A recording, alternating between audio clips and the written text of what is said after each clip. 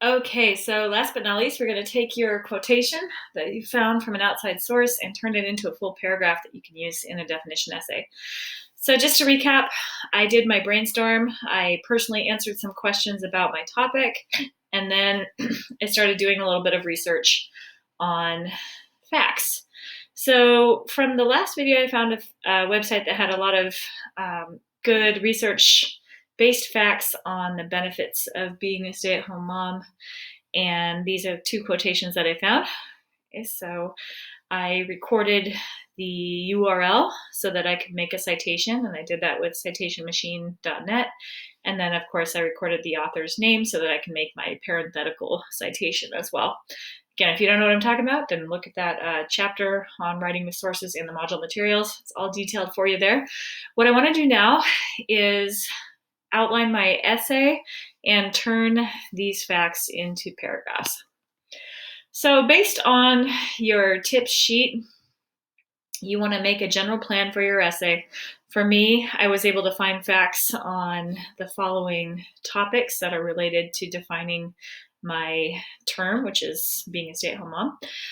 The intro, I'm going to talk about my story. That's an anecdote, so like a story that's going to catch readers' interest, yours or someone else's, and then some general background. I'm going to have a paragraph on benefits, paragraph on finance, a paragraph on career or job effects, paragraph on relationship marriage, paragraph on misconceptions, and then a conclusion. For you, if you just want to meet the 500-word limit, I think probably 3 body paragraphs is going to be plenty. If you're doing this for a different purpose, like you want to write something for work that you can actually use in the future, then feel free to go over 1,000 words if you want, but try to stick in that range from 500 to 1,000 words. All right, so I am writing my first body paragraph, and my topic is going to be benefits to children. I chose the topic based on what facts I could find. Okay, so if I go back to my brainstorming, this is a research study from 2014, and it's on the benefits of having a parent at home. It says that 68,000 children were studied. They found an increase in school performance all the way to high school age kids, with the biggest impact on children ages 6 and 7. This is a little bit wordy. I don't want to just copy this whole quote. I'm going to paraphrase, and that means I'm going to use a lot of the words that are in this quotation, but I'm not going to copy it verbatim. So what I want to do is make a topic sentence of my own that relates to that. I know this is going to be a benefit, and I know it's going to have to do with academics. Okay, so my first sentence is going to be a topic sentence, and this is a rough draft, just wrote it right now.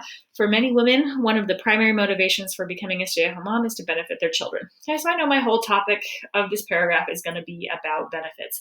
Do stick to one topic per paragraph and be sure that that topic matches the evidence you found. That's really super important for staying organized and focused. After you have outlined your topic in the very first sentence, you want to bridge to your evidence. Okay, so look at your quote. What's it going to talk about? Well, this quotation is going to talk about my study, and it's going to find academic gain. So I said that yes, a reason for being a stay-at-home mom is to benefit your kids.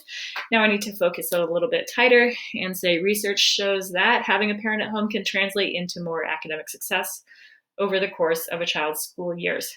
I basically summarized in my own words what that piece of evidence is going to talk about. Now comes my paraphrase. That's in blue.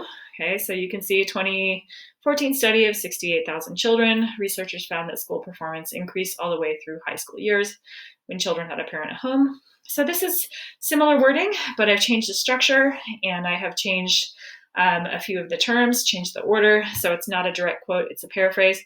But where I have used exact phrases, I need to quote. Okay, so with the quote, biggest educational impact on kids ages 6 and 7. Okay, so after I've quoted, even if I didn't quote, I would still do this parenthetical citation in the same way. You end your fact or information. You start with your parentheses, put their last name in it, close parentheses, and then period. Okay, so that's MLA format, parenthetical citation. That's after any outside fact you use. So even if you just throw in a fact that you got from a website, you have to put the last name in parentheses there. So what do I do after I've put in my facts? Well, I have to explain it. Okay, so often if you look at your quote and it's saying something substantial, ask yourself why. In your opinion, explain why this happens. That's what I'm going to do here. There are many possible reasons for this advantage, but those that come to mind are that having a parent at home means more accountability, support, and better time management. my own personal opinion. That's why I haven't taken it from the website, because I wanted the chance to explain in my own words. Kids with the parent at home, for instance, are less prone to waste time distracted by technology, and they have a ready resource if they have questions or struggles academically. Okay, so another reason to kind of go with your own experience before reading articles is that you won't be tempted to plagiarize what other people say. All right, so I have my topic sentence. I bridged my quote. I put in my outside evidence. I explain it. Now I need to wrap it up with a conclusion sentence. So something about academic success and benefit to kids. While academic success is not guaranteed by the presence of a stay-at-home parent, the added support and guidance surely has a positive impact. Okay, so kind of anticipating the injection. Well, yeah, I know a kid whose mom stays home and he's totally failing all his classes. Yeah, sure, there are exceptions to the rule, but overall, it's probably good to have that extra guidance.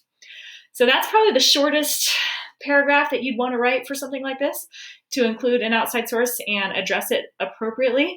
What you don't want to do is just throw in a quote and not address it. So just be sure that you are explaining a little bit before, and then you're explaining in depth after when you use an outside source. And the way that you're going to be able to do that is that your quote contains factual evidence so that you have something to talk about. All right, I hope that helps. If you have not done a lot of this type of expository writing before, I would strongly recommend finishing your draft early and sending it to NetTutor. That's on Canvas, and you can see this is where you access it. Pardon me. If you just need a little bit of extra help and have time to stop by Weed Campus or Yreka Campus, you can visit the Academic Success Centers there and get some one-on-one help in crafting paragraphs. All right, good luck, and I look forward to reading what you come up with.